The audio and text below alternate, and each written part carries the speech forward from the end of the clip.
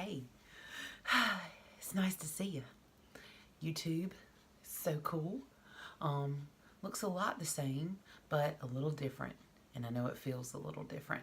I've done Facebook Live videos for a while now, and this is the next step. But I have to say, makes me want to do my hair. Um, so I'm excited to be with you today. My name is Laura Bennett. And one of the things that I'll be going by as I transition into this is Auntie Bear. The reason Auntie Bear, Bear was my childhood nickname, and my niece and nephew, that's what they call me, is Auntie Bear. And it makes my heart happy when they say that to me, Auntie Bear. And it's what I want you to think of me as. I want you to think of me as the aunt who adores you, who's there to support you. That's who I want to be able to become to you. And so it's the name that I chose is Auntie Bear.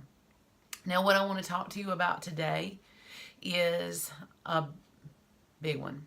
And what I'm here for is to support you, help you, offer you some hopefully tips and guidance in a world that really has gotten pretty crazy. As you can tell, I'm a Southern girl. So, it's my slant on this life that can be a little difficult. And marriage is what I've chosen to talk to you about today because it is one of the most difficult things that you will ever do as a human being. That, parenting, they tie for first place in many ways. But I met my husband when I was 15. We've been together for 33 years. So, and would consider us reasonably happy at this point in time. Most days very happy. Some days I could still choke him a little bit, if you know what I mean. But to give you a little bit of, who we are, he is, I think the best way to describe him is a man's man. He hunts, he fishes. He was raised by a mama and 3 sisters. So he believes that, the woman does woman stuff. And that was really hard the first years. Not to mention he was jealous. And, don't get me wrong, he's fabulous. And if you knew him, you would know that he's fabulous, especially now. But in the early years, it was rough between us. It really was. And we fought like fools. The early children really had it rough. They did. We fought like fools. Sometimes fighting would last until early in the morning. It was rough, y'all. It really was. He had a quick temper. I had a quick temper. It really didn't take much more than a sarcastic remark to set it off.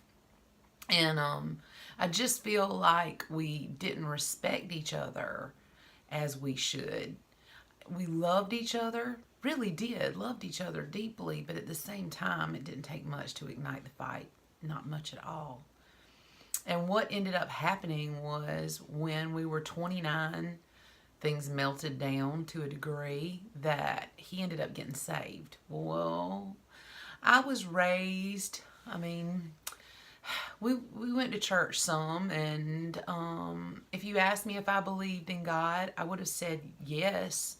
But did I have a relationship with him? No. If you'd asked me if I was saved, I probably would have said no. Even though I could tell you I believed in God. But apparently about 70% of the country is living on this timeline. 70% of our country says they believe in God. But, the question is the relationship there? Well, at 29, he got saved. And to be perfectly honest with you, when he said he got saved, my answer to that was, okay. I was already in the process of divorcing him, so I had had enough. And I thought this was a last-ditch effort to manipulate me, really, honestly, truthfully.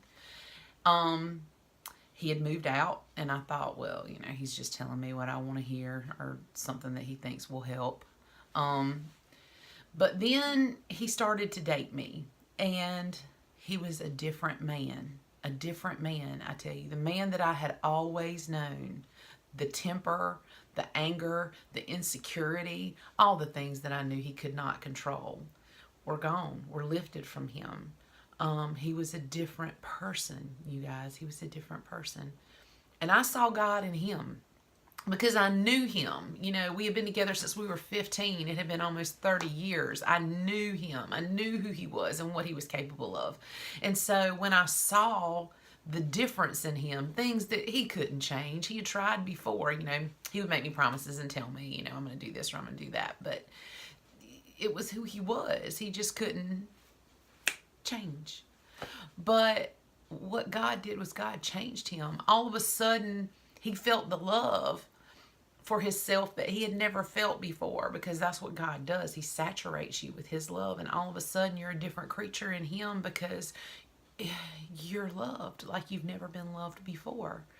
And so as I started to see that he was a different man, it made me believe in God.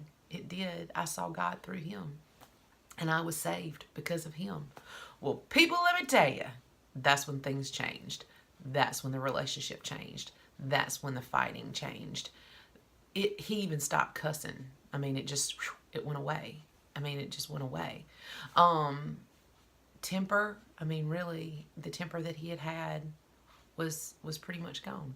Now, all that said, so I can tell you this. Is he still a man that was raised by a mama and 3 sisters? Yes, he is. Is he still a man's man? Yes, he is. Can he still be a little snarky sometimes? Why, yes, he can. Can I still be a little? Yeah, I can. So let me tell you what I've learned past God about marriage is, I think what I learned in that time is if I wasn't going to leave him then, I'm not going to leave him. So I might as well let some stuff slide. Do I really want to fight? No, I really don't want to fight. So the best thing for me to do if he's in a not particularly great mood is to just let it go.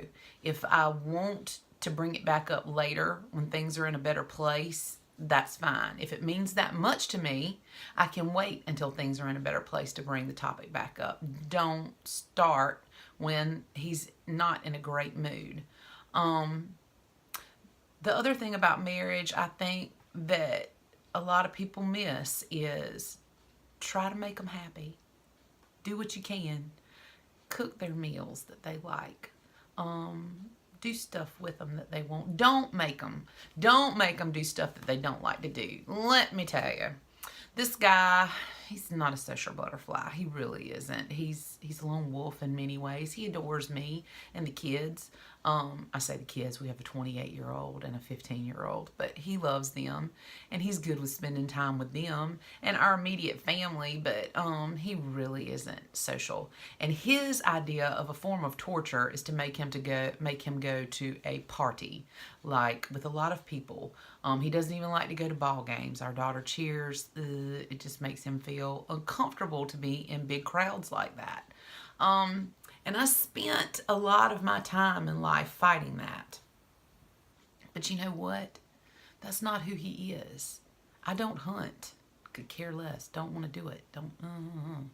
And so he doesn't drag me to a deer stand and make me sit in it. And I don't drag him to a party and make him endure it. As we've gone on, as time has gone on, what I have found is I can't change who he is.